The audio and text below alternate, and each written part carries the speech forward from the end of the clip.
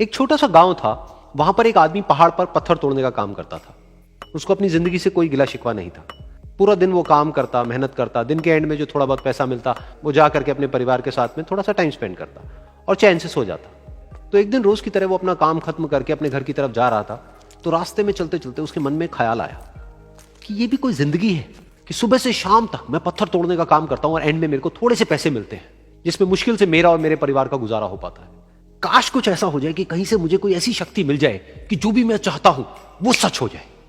वो अपने घर पर गया, उसने खाना खाया, लेकिन उसका ध्यान खाने की तरफ नहीं था। उसके दिमाग में यही ख्याल चल रहा था। उसके बाद में वो यही सोचते सोचते सो गया। फिर नींद आने के कुछ देर बाद उसको एक सपना आया। सपने में उसने देखा कि रोज की तरह वो अपना काम खत्म करके अपने घर लौट रहा था। रास्ते में उसने एक बहुत ही बड़ा घर देखा और उसके मन में आया कि काश ये घर मेरा होता और मैं इसका मालिक होता। और उसके ये सोचते ही वो उस घर का मालिक बन गया। उसको यकीन ही नहीं हो रहा था कि जो उसने सोचा वो बन चुका है। लेकिन उसकी खुशी ज्यादा देर नहीं टिक पाई, क्योंकि उसको एकदम से एक शोर सुनाई दिया।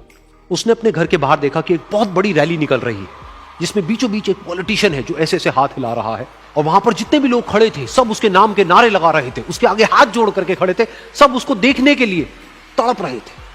तब उसको यह एहसास हुआ कि मैं कितना छोटा हूं उसके आगे। और फिर उसके अंदर से एक ख्याल उठा कि काश मैं ये पॉलिटिशियन होता और मेरे पास भी इतनी ही पावर होती जितनी कि इसके पास में है। बस उसका इतना सा सोचने की देर थी, वो पॉलिटिशियन बन गया। उसकी खुशी का ठिकाना नहीं था, क्योंकि उसके आसपास में हजारों लोगों की भीड़ थी और सब उसको देखने के लिए तरस रहे थे, तड़प रहे थे। लेकिन उसकी ये खुशी भी ज्यादा देर नहीं टिक पाई। धूप बहुत ही तेज थी और उस पॉलिटिशियन को आदत नहीं थी इतनी गर्मी में रहने की। तो उस धूप की वजह से उसको चक्कर आ गए और वो बेहोश होकर के गिर गया। फिर उसको एहसास हुआ कि ये पॉलिटिशियन सबसे ताकतवर नहीं है, ये जो सूरज है ये सबसे ताकतवर है। और उसके मन में आया कि काश मैं ये सूरज बन जाऊं तो मेरे आगे कोई नहीं टिक पाएगा। और उसका इतना सा सोचने की देर थी और वो सूरज बन गया। और वो खुशी से पागल हो गया, क्योंकि पूरी दुनिया को वो ही रोशन कर रहा था और पूरी दुनिया में ऐसा कोई नहीं था जो कि उसकी रोशनी को रोक सके। लेकिन उसकी ये खुशी भी ज्यादा देर टिक नहीं पाई, क्योंकि कुछ ही देर बाद आसमान में कुछ काले बादल आए जिन्होंने कि उस सूरज की रोशनी को रोक दिया। फिर उसको यह एहसास हुआ कि इस दुनिया में ऐसा भी कोई है जिसमें दम है उसकी रोशनी को रोकने का। और उसके मन में एक ख्याल उठा कि काश मैं वो बादल बन जाऊं। और वो बादल बन गया और आसमान में उड़ने लगा। उसको ऐसा लगा कि मैं आसमान में उड़ रहा हूं और अब मैं जहां चाहे वहां जा सकता हूं। लेकिन कुछ देर बाद वहां पर एक बहुत तेज हवा का झोंका आया जो कि उन बादलों को उड़ा करके ले गया। और फिर उसे ये समझ आया कि ये जो बादल हैं वो सूरज की रोशनी को तो रोक सकते हैं, लेकिन हवा को नहीं रोक सकते। ये हवा उनको बहा करके ले जाती है।